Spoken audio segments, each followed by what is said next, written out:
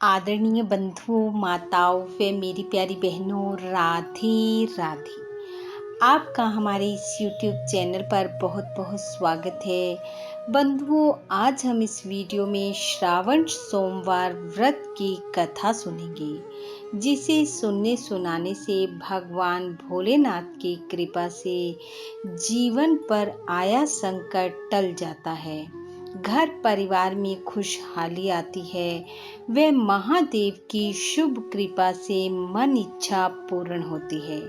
कथा सुनने के बाद यदि आप हमारे चैनल पर नए हैं तो कृपया हमारे चैनल को सब्सक्राइब करें, बेल आइकन को प्रेस करें ताकि हमारी वीडियो के नोटिफिकेशन सबसे पहले आप तक पहुंचे। वीडियो को शेयर व लाइक भी जरूर करें। बंधुओं, श्रावण माह भगवान भोलेनाथ का प्रिय माह है। वैसे तो इस माह की प्रत्येक तिथि व्रत तुल्य है, परंतु श्रावण सोमवार के उपवास भगवान महादेव को अति प्रिय हैं। शिव पुराण के अनुसार श्रावण सोमवार का व्रत मनुष्य जिस भी इच्छा को लेकर करता है, महादेव उसे अवश्य पूर्ण करते हैं। श्रावण सोमवार के दिन गणेश जी, भगवान शिव, माता पार्वती व नंदी जी की पूजा का विधान है। जल, दूध, दही, शहद, गंगा जल, चीनी, जनेऊ, सफेद चंदन, रोली, बेलपत्र, भांग, धतूरा, फल फूल, धूप दीप व दक्षिणा अर्पित करते हुए भगवान शंकर का पूजन करें। भक्ति भाव से आरती करें। आरती कर महादेव को प्रणाम करें। पूजन के बाद भक्ति भाव से कथा का श्रवण करें व अपने मन की इच्छा को नंदी जी के कान में बोलकर भोलेनाथ तक पहुंचाएं। आइए अब सुनते हैं कथा। कथा के अनुसार प्राचीन काल में विचित्रवर्मा नाम का एक राजा था, जो कि भगवान शिव का भक्त था। राजा विचित्रवर्मा के केवल एक पुत्री थी, जिसका नाम सीमांतनी था।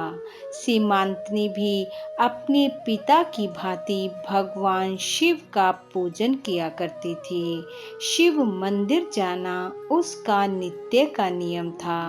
आंधी वर्षा आने पर भी वह शिव मंदिर जाने का नियम नहीं छोड़ती थी। सीमांतनी एक सुशील और योग्य कन्या थी। राजा विचित्रवर्मा पुत्र न होने के कारण दुखी रहता था, पर जब वह अपनी सुशील कन्या को देखता तो प्रसन्न हो जाता।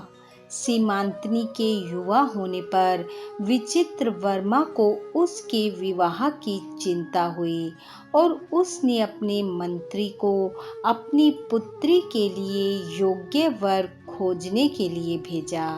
मंत्री नलपुत्र चित्रांगन को सीमांतनी के योग्य वर जानकर विचित्रवर्मा के पास ले आया।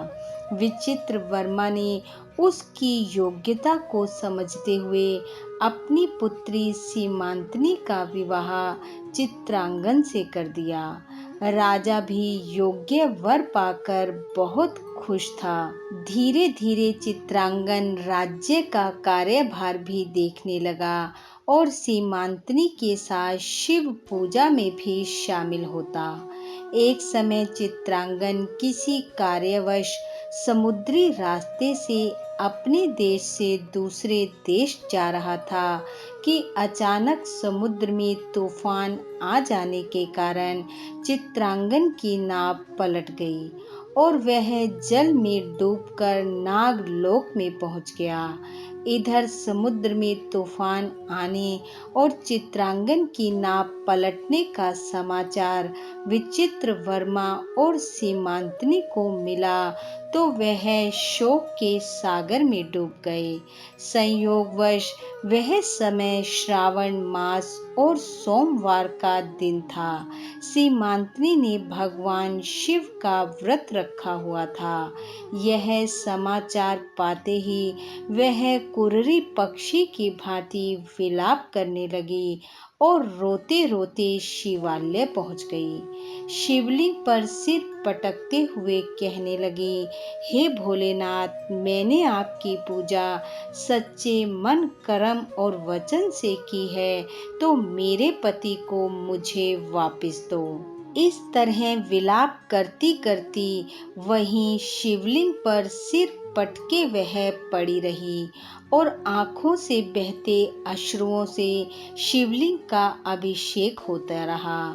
भगवान भोलेनाथ उसकी इस दशा को देखकर प्रकट हुए और बोले, उठो पुत्री, तुम्हारा पति मेरे ही नागों के लोक में है और वह शीघ्र ही लौटेगा। ऐसा सुनते ही सीमांतनी सक पका कर उठी। इधर उधर देखा तो कुछ भी नहीं था। इतने में ही राजा के सैनिकों ने आकर संदेश दिया कि चित्रांगन लौट आए हैं। सीमांतनी ने भगवान भोलेनाथ को प्रणाम किया और शीघ्र ही घर पहुंचकर अपने पति को पाया और ये सारी घटना अपने पिता विचित्र वर्मा और पति चित्रांगन को बताई। सभी बहुत प्रसन्न हुए। राजा ने अपनी पुत्री दामाद सहित भगवान शिव का अभिषेक किया और राजा के स्वर्ग लोक गमन के बाद चित्रांगन उसका उत्तराधिकारी हुआ और उसने बहुत समय तक सुखपूर्वक राज्य किया और अंत में शिव लोक को पाया। तो बंधुओं, जो भी मनुष्य भक्ति युक्त होकर श्रावण सोमवार का व्रत करता है, कथा का श्रवण करता है, वह धन धान्य और ऐश्वर्य से भरपूर होकर अंत में शिव लोक को जाता है। बोलो शंकर भगवान की जय। बंधुओं, श्रावण माह आपके लिए अति शुभ फलदायी हो। भगवान भोलेनाथ की कृपा आप पे, आपके परिवार पर सदैव बनी रहे। आपका घर आंगन खुशियों से महकता रहे। इन्हीं शुभकामनाओं के साथ आप सबका बहुत बहुत धन्यवाद। राधे राधे।